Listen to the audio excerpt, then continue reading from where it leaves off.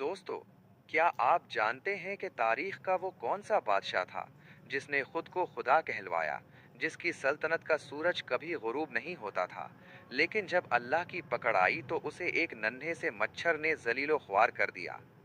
आज हम आपको सुनाएंगे नमरूद बिन कनान की वो इबरतनाक कहानी, जिसे सुनकर आपके रोंगटे खड़े हो जाएंगे।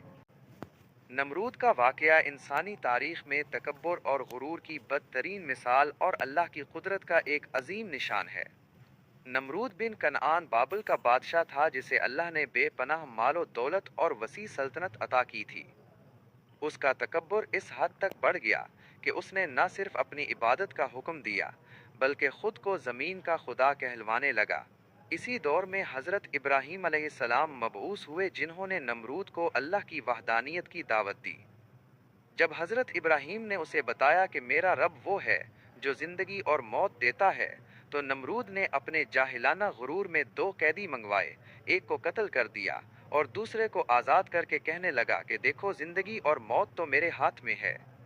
इस पर हज़रत इब्राहीम ने उसे लाजवाब करते हुए फरमाया कि मेरा रब सूरज को मशरिक से निकालता है, अगर तो खुदा है तो उसे मगरिब से निकाल कर दिखा। जिस पर नमरूद हैरत ज़दा रह गया और उसके पास कोई जवाब न था। नमरूद की दुश्मनी उस वक्त इंतहा पर पहुंच गई जब हज़रत इब्राहीम ने उनके बुतों को तोड़ दिया। उसने अपनी आना की तस्कीन के लिए एक बहुत बड़ी आग जलाने का हुक्म दिया, जिसके बारे में कहा जाता है कि उसके शोले आसमान से बातें करते थे।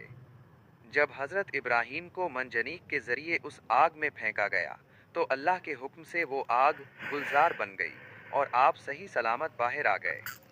इस मौजज़े के बावजूद नमरूद बाज न आया और अपनी फौज के बल बोते पर अल्लाह से लड़ने का इरादा किया। उसने एक बुलंद मीनार बुर्ज बाबुल तामीर करवाया ताकि आसमान के खुदा का पता लगा सके, लेकिन अल्लाह की पकड़ निहायत सख्त है।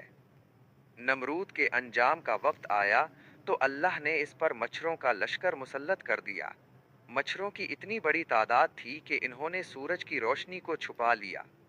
नमरूद की अजीमुशान फौज इन नन्हे से जानदारों के सामने बेबस हो गई और मच्छरों ने सिपाहियों का गोश्त तक चाट लिया। नमरूद के लिए अल्लाह ने उससे भी इबरतनाक सजा मुकर्रर की। एक लंगड़ा मच्छर नमरूद की नाक के रास्ते उसके दिमाग में घुस गया और वहां काटना शुरू कर दिया।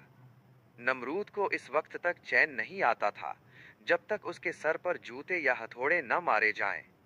वो शख्स जो खुद को खुदा कहलवाता था, 40 साल तक इसी जिल्लत आमेज तकलीफ में मुब्तला रहा और आखिरकार अपने ही सर पर जूते खा खाकर हलाक हो गया।